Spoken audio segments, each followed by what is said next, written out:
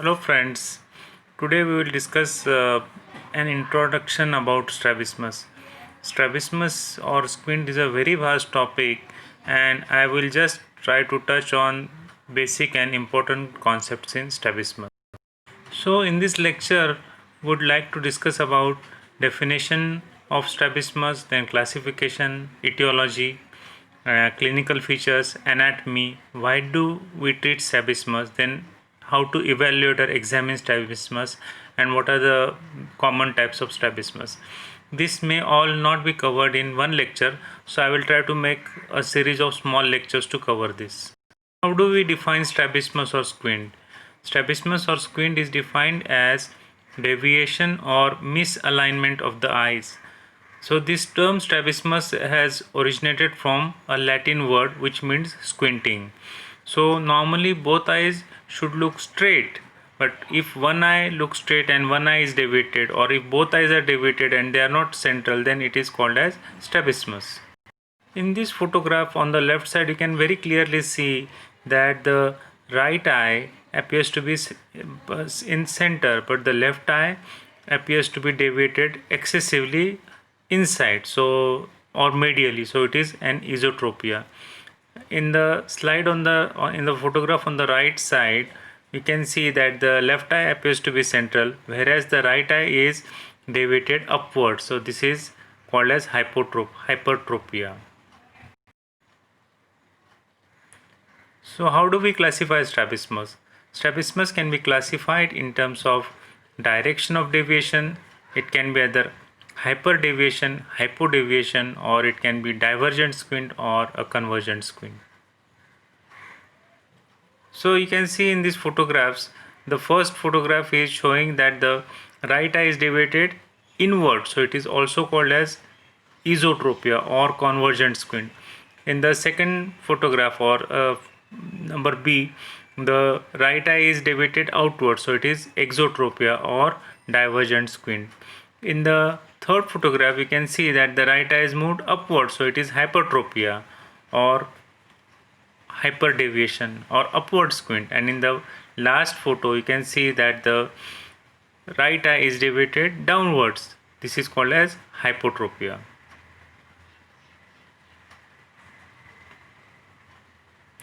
Strabismus also can be classified by committancy.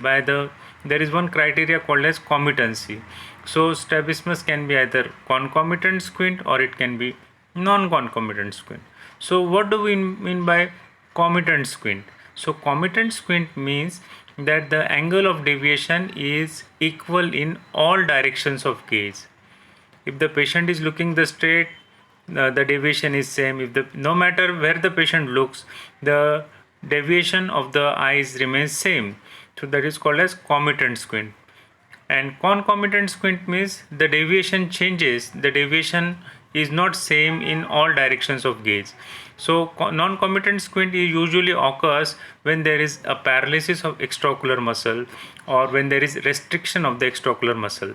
For example, if there is paralysis of lateral rectus of the right eye, then the angle of deviation will increase when the patient will look towards right.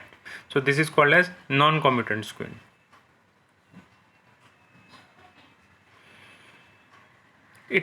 Sometimes the squint is constant. You constantly patient or patients relatively constantly observe that one eye is deviated, so that is a constant squint. And sometimes the squint is intermittent. Intermittent means when the patient is tired or when the patient is reading excessively, then sometimes the squint may appear. So this is called as intermittent squint. So what causes strabismus? So there are many causes of strabismus.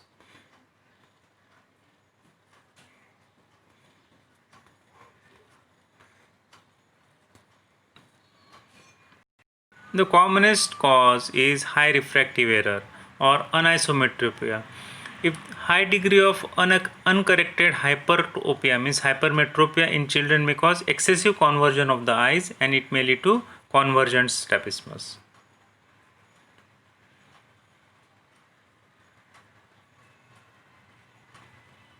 Then ocular conditions such as uniocular opacities in the media opacities in children such as cataract or corneal opacities that cause the affected eye to be deviated outwards in its natural resting position, or maybe macular diseases also can cause the same thing. So ocular eye conditions also can cause strabismus.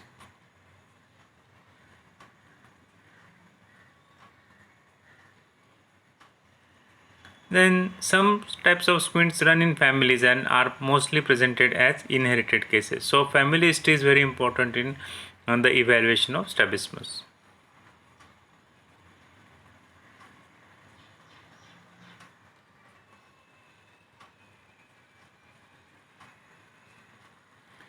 Paralysis of extraocular muscles or restriction of extraocular muscles because of orbital trauma or fracture also can cause strabismus. As I already told you that this type of strabismus is non-comitant strabismus or non-comitant squint. So what are the clinical features of strabismus? Usually in children, when in most of the types of comitant squints or comitant strabismus, you don't see these features. So these abnormal head posture or monocular eye closure, these features are common in acute onset of paralytic squint or funny eyes. So let us discuss the clinical features of strabismus. See, clinical features of strabismus vary according to the type of strabismus, like paralytic or non-paralytic strabismus. So, what are the features? Let us discuss every feature, all the clinical features one by one. So, this abnormal head posture. So, this abnormal head posture is to avoid diplopia, and it is seen in paralytic squint. Monoocular eye closure. This is also is a feature of paralytic squint. When the paralytic squint, there is an onset of extraocular muscle palsy, then patient notices that if he closes one eye, then he can avoid the troublesome diplopia. So he might try to close one eye. So that is monoocular eye closure. Then funny eyes means the eyes don't look normal; they look deviated. So that is the commonest type of presentation in children. The children's parents notice that patient's eyes are not straight; they are deviated. That is funny eyes.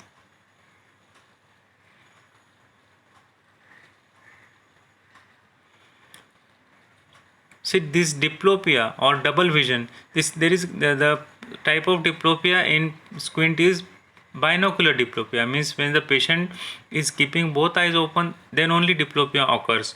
If the patient closes one eye, then the diplopia disappears. So this is called as binocular diplopia, and this diplopia is usually seen in paralytic squint. It may be seen in the very initial onset, at the onset of non-paralytic squint, but as the squint sets in, or the patients learn to suppress the diplopia. This is a cortical mechanism. So usually you will not see diplopia in non-comitant squints. There may be headache because of asthenopia in squint, and the vision is reduced for both distance and near because of presence of amblyopia. We'll discuss about amblyopia later. Okay, and if there is divergent squint, then the child may avoid concentration or near, or maybe he may avoid reading for long time. Okay, so up till now we have discussed about classification, definition, and some common clinical features of strabismus. Now we'll discuss about anatomy of extraocular muscle. So this is where extraocular muscles form a very important part in the causation of strabismus. So we should know the anatomy of extraocular muscle. So how many extraocular muscles are there? There are 7 extraocular muscles actually. So these 6 muscles surround each eye, and one muscle is there which is predominantly present in eyelid. So that is levator palpebrae superioris. And these 6 extraocular muscles are medial rectus, lateral rectus, superior rectus, inferior rectus, superior oblique, and inferior oblique. So what are their actions? So what does medial rectus do?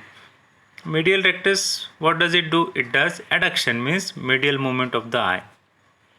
What does lateral rectus do? it does abduction, that is lateral movement of the eye. Superior rectus, what does it do? It elevates the eye. It also causes adduction and it also causes intorsion. Intorsion means medial rotation of the eye. What does inferior rectus do? See, remember, recti cause adduction and obliques cause abduction, and superior muscles cause intorsion and inferior muscles cause extorsion. So what does inferior rectus do? It does depression, then it causes adduction and it causes extorsion. Extorsion means lateral rotation of the eye. So what does superior oblique do? I already told you that superiors do intorsion, so it causes intorsion. Obliques do depression and it also causes abduction. So these are the actions of superior oblique. What does inferior oblique do? Inferior means it will cause extorsion. Then oblique है इसीलिए it will cause depression. Sorry, oblique.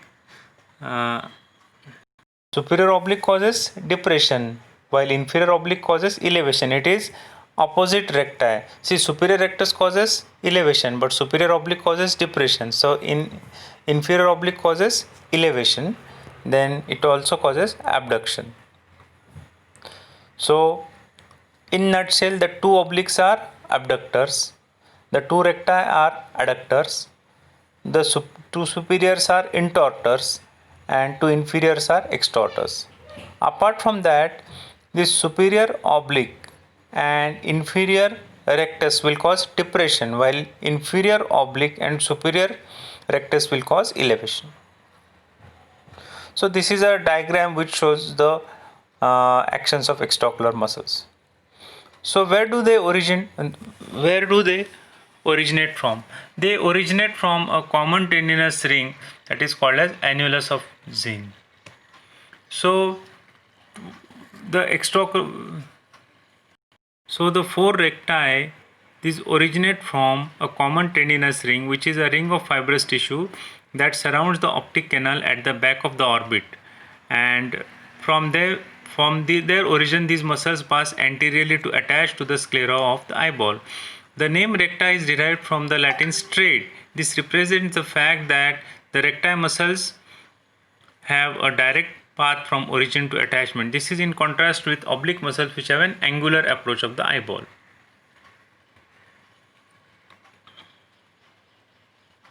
So where are these recti getting inserted? They are getting inserted on the sclera at various distances from the sclera.